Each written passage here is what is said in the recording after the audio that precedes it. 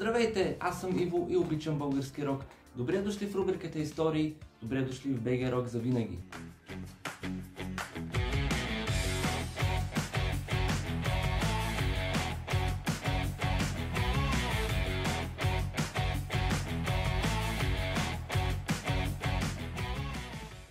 Мина доста време от последното видео, нямах за съжаление толкова голяма възможност да направя скоро нов епизод, но се надявам, че този ще ви хареса. Българския рок през 70-те години. Кои бяха рок групите на десетилетието? Кои от тези групи са все още активни и продължават да свират из цялата страна, а извън нея?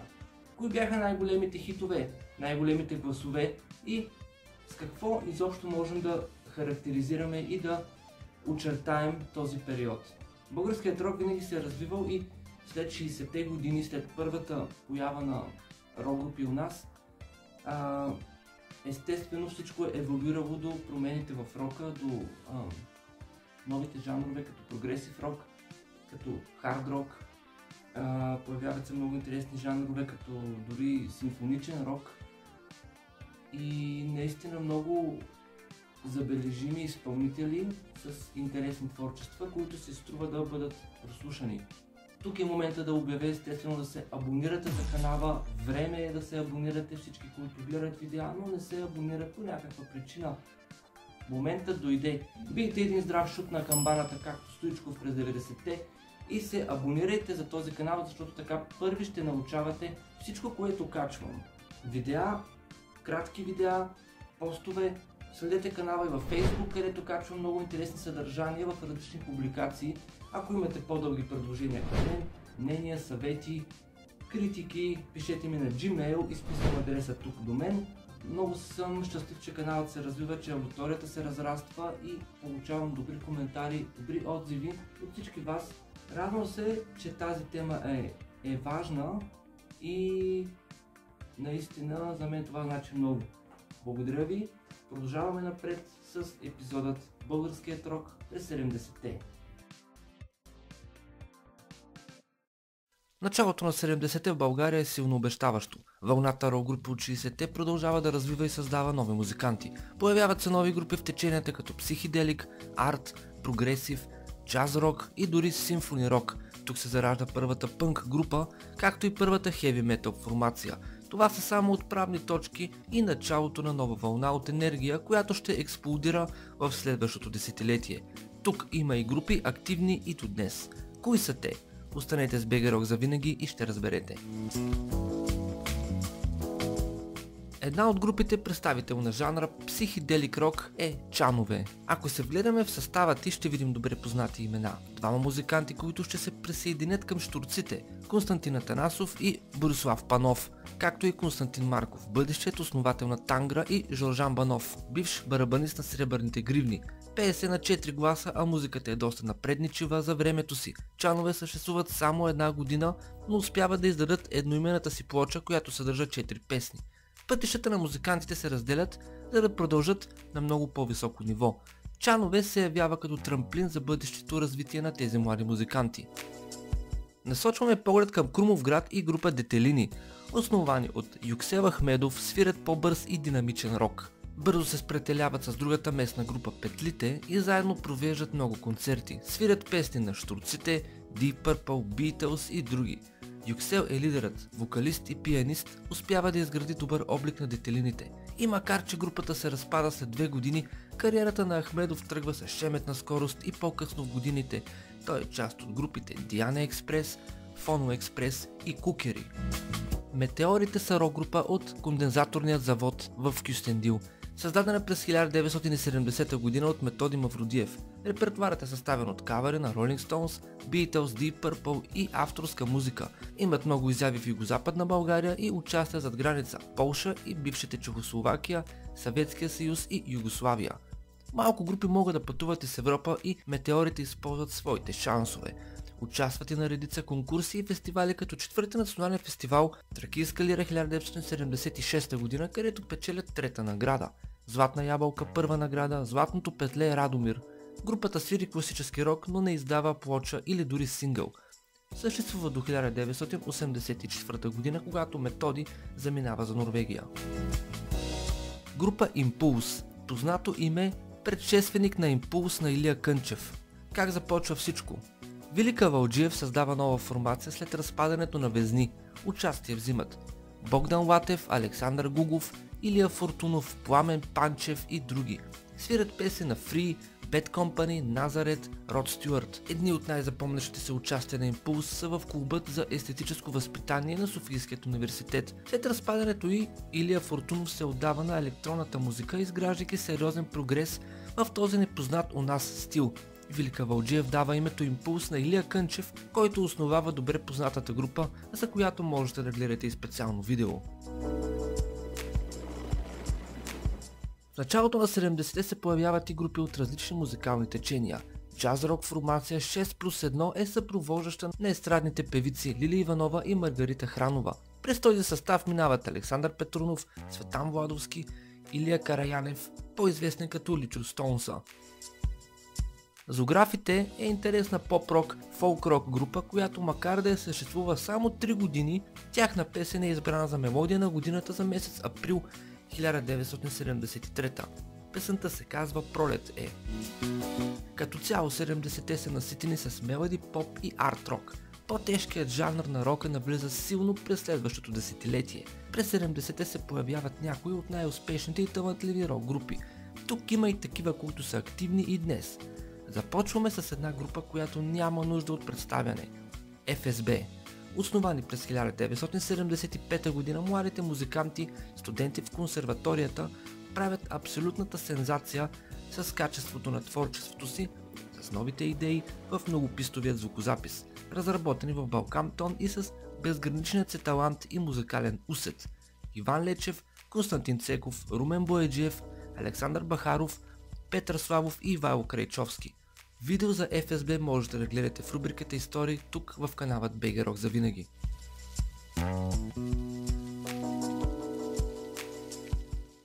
Друго име, което буди голям интерес, безспорно е Тангра.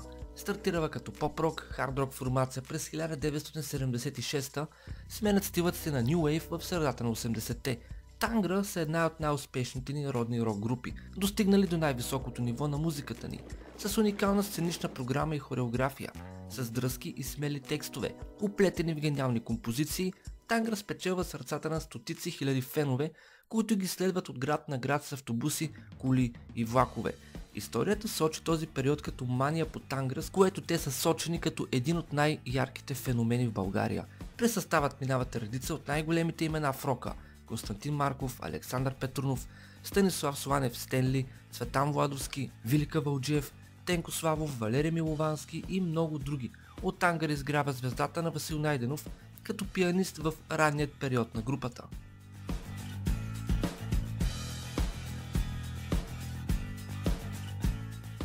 Група LZ е създадена през 1973 от студенти като рекламна група на БГА Балкантон. За свое име избират инициалите на гражданската авиация. През 1975 към групата се присъединява като солистка Силвер Нури Силвия Кацарова. Първият сингъл "Песен в зелено" е обявен за песен на месец юли в телевизионната класация 1 от 5 1977. Истинският успех идва през 80-те с хитовете "Обещай ми любов", "Бяла въздишка", "Големият кораб минава", "Ако те погаля", "Топъл дъжд", "Това е моят свят" и други. През 1984 г. групата печели наградата на публиката на Шлагер фестивал в Дрезден. LZ оставят сериозна следа в родната мелоди рок музика. Характерният глас на Силвия прави всяка песен на LZ разпознаваема. Групата издава 5 албума: "Обич и песен", "Бяла въздишка", "Аз живея с музика", "17 дена дъжд" и LZ 5.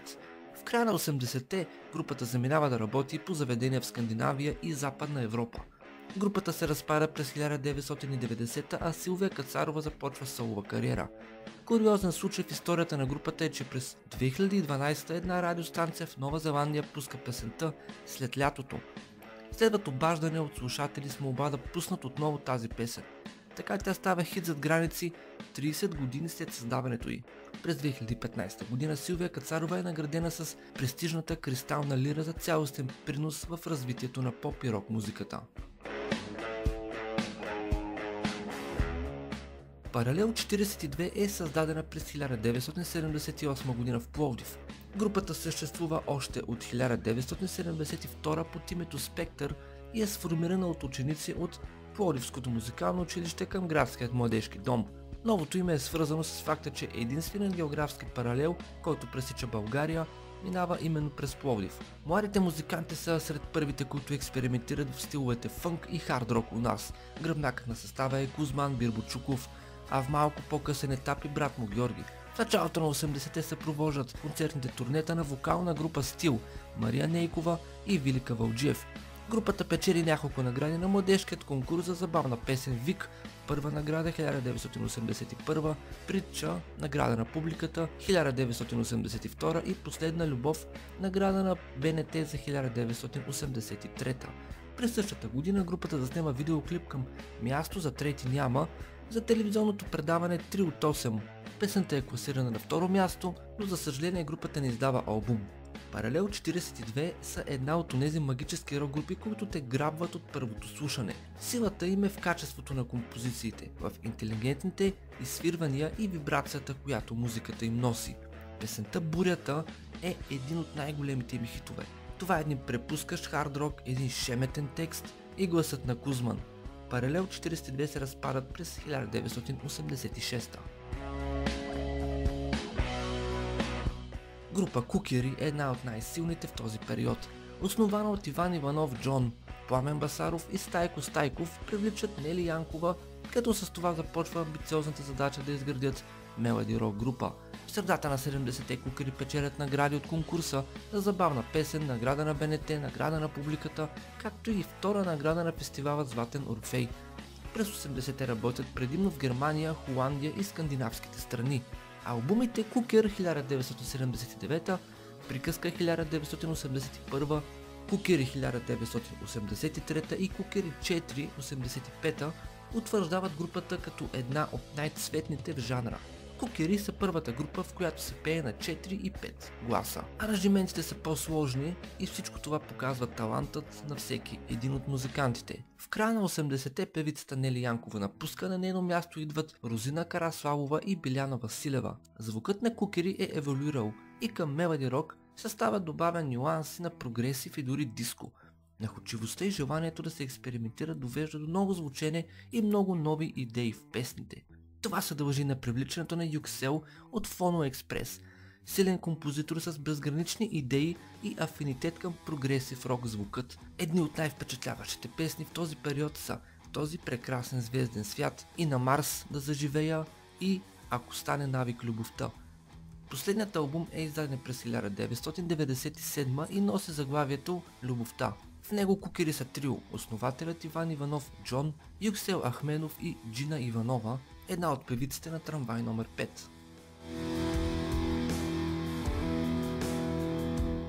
Спираме се на групите Фактор, Сигнал, Импулс и Диана Експрес. За първите три има цели епизоди в рубриката Истории. За Диана Експрес може да се говори много. Групата е основана от Митко Щерев през 1974 и е активна и днес.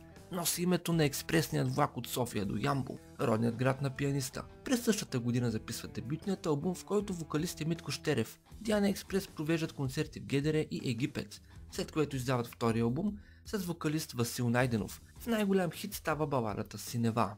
След промени в състава Диана Експрес идват Максим Горанов китара, Живко Топалов бас и емблематичният певец Георги Станчев.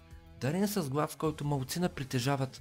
Ако трябва да използваме музикалната терминология, Станчев пее тенор алтино. Диапазонът му е по-висок от най-високият мъжки глас тенор, като същевременно достига и покрива звуковият регистър на най-ниският женски глас алт.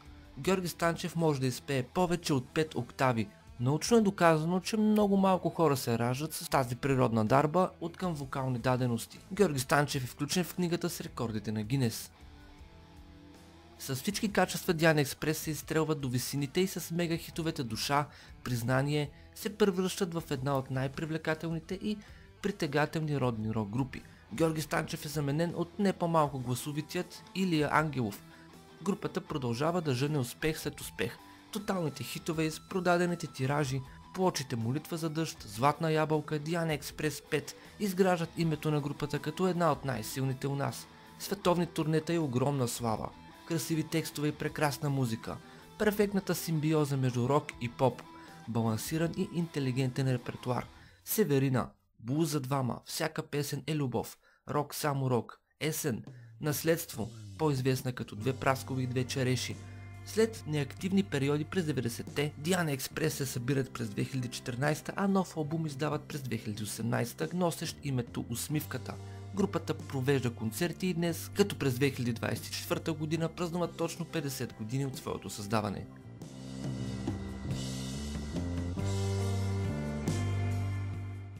Обратно в листата с групите, през 70-те се появяват и първите групи в направление Progressive Rock или AOR. Абревиатурата е съкръщение от Adult Oriented Rock.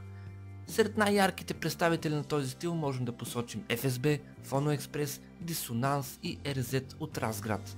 Phono Express е създадена през 1978 и е първата група, в която се свират двойни китари.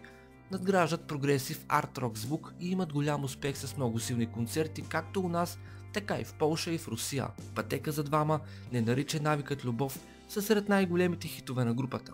А и името не е случайно, тъй като основателите на съставът са бивши членове на Диана Експрес. Dissonance са хард-рок формация, основана от Николай Томов. Групата печели признание с песните Липсваш ми, Времето, Зайчето, Не искам да оставам сам, Времето ни дели. Издават албумът Времето през 1992, а в средата на 90-те е втори албум, който за съжаление не е издаден официално. Dissonance са наградени с призове от Златния Орфей през 1994 и 1999, когато е последното издание на фестивала. След това групата се разпада, но в годините прави епизодични събирания. Николай Томов е лидерът и вокалистът, лицето на групата и соло-китарата, която прави звукът на Dissonance различен. Една от най-качествените рок групи, за която като че не се знае достатъчно. Dissonance са свирили на легендарният варненски рок фестивал Рок Ринг през 1989. Стъпвали са на най-големите сцени и безспорно са оставили много хубави спомени сред феновете. За да затворим главата с прогресив рокът на това десетилетие, не можем да не споменем Орион. Групата е активна от 78 до 90 година, като стилът е силно иновативен и с много смели идеи. В музикален план част от Орион са Адриан Иванов, който по-късно ще стане част от Ера и Ере Малък. Тук са били Светослав Славев, Джудаса, бъдещият вокалист на Тангра, Огнян Кьосовски и Стоян Тенев от Контрол, Иван Латинов и Вайло Петров и Ваца. От тук прави първите си стъпки в музиката и Васил Петров, като вокалист и бас-гитарист. Джаз и поп-певец, признат артист със своят характерен стил и разпознаваем глас, наричан българският Франк Синатра. Тук има една група, която история сочи за първата в жанрът симфони рок. Името е формация Май, създадена през 1976. Артистична формация, която набляга на мащабно представяне, характерно за спектакъл. Групата свири рок сюитите Петте века по поема на Хезуит Дела и дни, сътворението и музикална адаптация по Малката русалка от Ханс Кристиан Андерсен. Формация Май свират на абитуриентски балове, съпровождат Васил Найденов и Стефан Димитров на турне из България и записват няколко песни в радиото. Песента Верою достига до първа позиция в родната класация на предаването Музикална стълбица. В началото на 80-те осъществяват най-амбициозната си идея – рок-операта Среща с Рама по книгата на Артър Кларк. Рок-операта има само 2 представяния в София, пред пълен салон. Поради невъзможност да осъществяват и по-нататъчни творчески планове, групата се разпада в началото на 80-те. В края на 70-те се появява и първата хеви метал група. Името е Апокалипсис, основана от Николай Качаров. Групата свири доста по-твърдо от официално приетите норми. Репертуарът е от собствени композиции, текстовете съдържат силна метафора или директно критикуващи бита, културата и облика на тогавашното общество. Апокалипсис свират в читалища и на фестивали, класифицирана като непрофесионална група. Привлича вниманието на музикални критици и на някои водещи естрадни изпълнители, но превъплъщението от непрофесионална към такава официално приета така и не се сбъдва поради ред причини. Комисии, цензури не дават шанс на Апокалипсис. Явно са избързали и изпреварили времето си до толкова, че не са успели да оцелеят до дните, когато за тази музика щеше да има по-добри условия. Разпадат се през 1987. За съжаление, Апокалипсис нямат официално издадени записи. Събират се за кратко през 2013 и презаписват някои стари песни.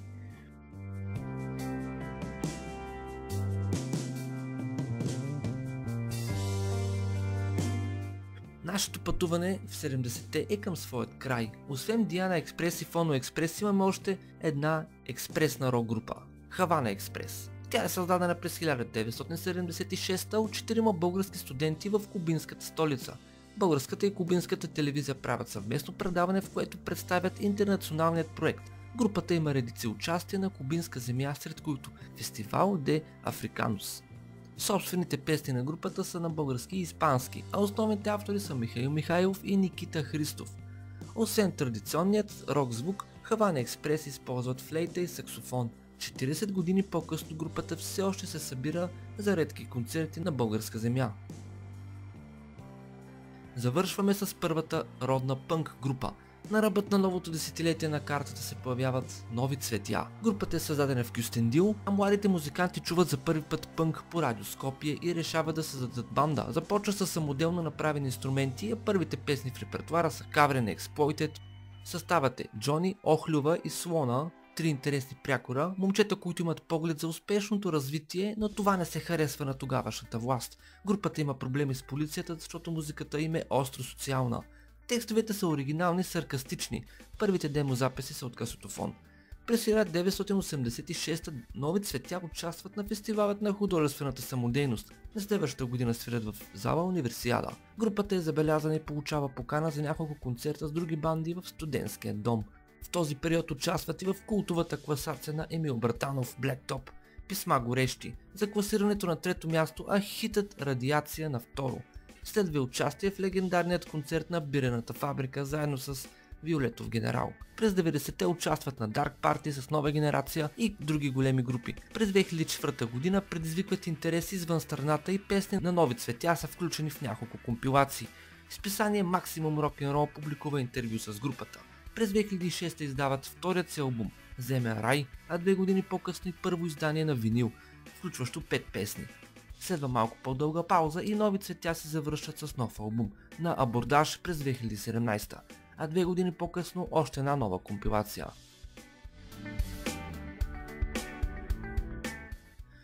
Това беше нашата обиколка на 70-те с най-големите имена на родната рок музика.